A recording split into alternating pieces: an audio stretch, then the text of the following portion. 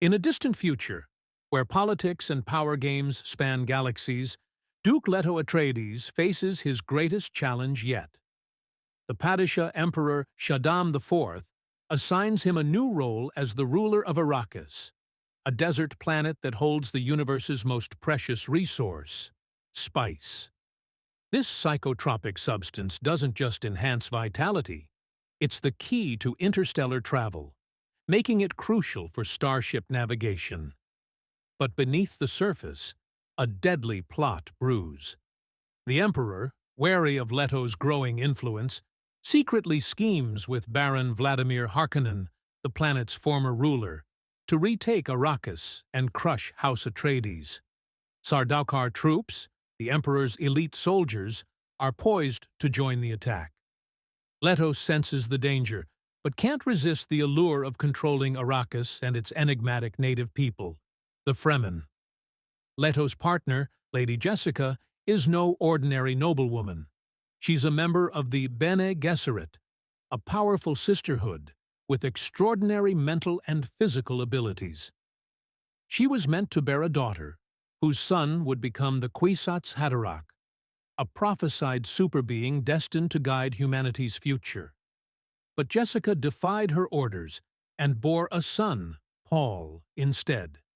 Trained in combat, diplomacy, and the ancient disciplines of the Bene Gesserit, Paul is no ordinary heir. Troubled by visions of a dark future, Paul confides in his mother and their trusted warrior, Duncan Idaho.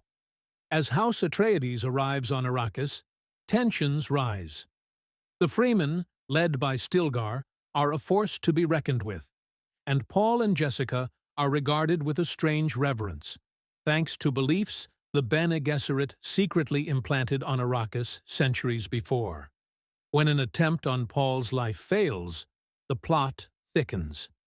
Meanwhile, Baron Harkonnen secretly plans his coup with the Emperor's backing, promising to spare Paul and Jessica. But he's not one to keep his word.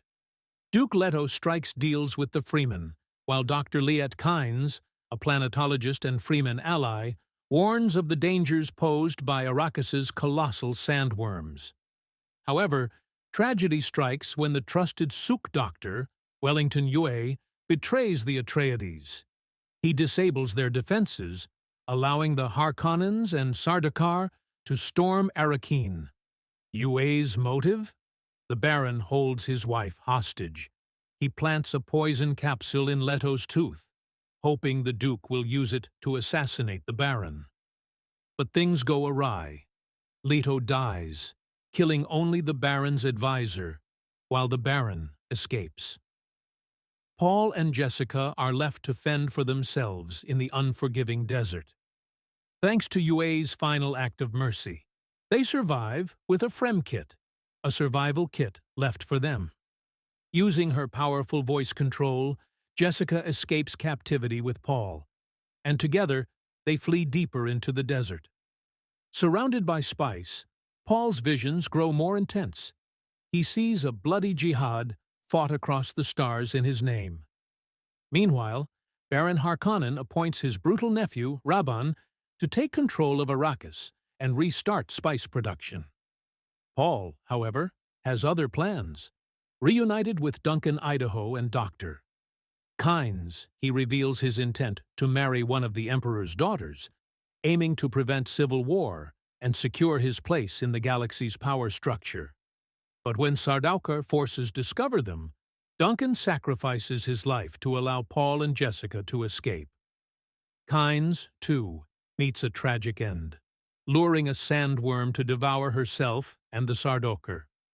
In the deep desert, Paul and Jessica encounter Stilgar's Fremen tribe. Paul faces a deadly challenge from warrior Jameis, defeating him in a ritual duel. Now, despite his mother's fears, Paul is determined to join the Fremen and fulfill his father's dream of bringing peace to Arrakis. But as his visions suggest, this peace may come at a terrible cost. Intrigued by this epic tale of betrayal, destiny, and power, hit that subscribe button and stay with us as we dive deeper into the rise of House Atreides and the battle for Arrakis.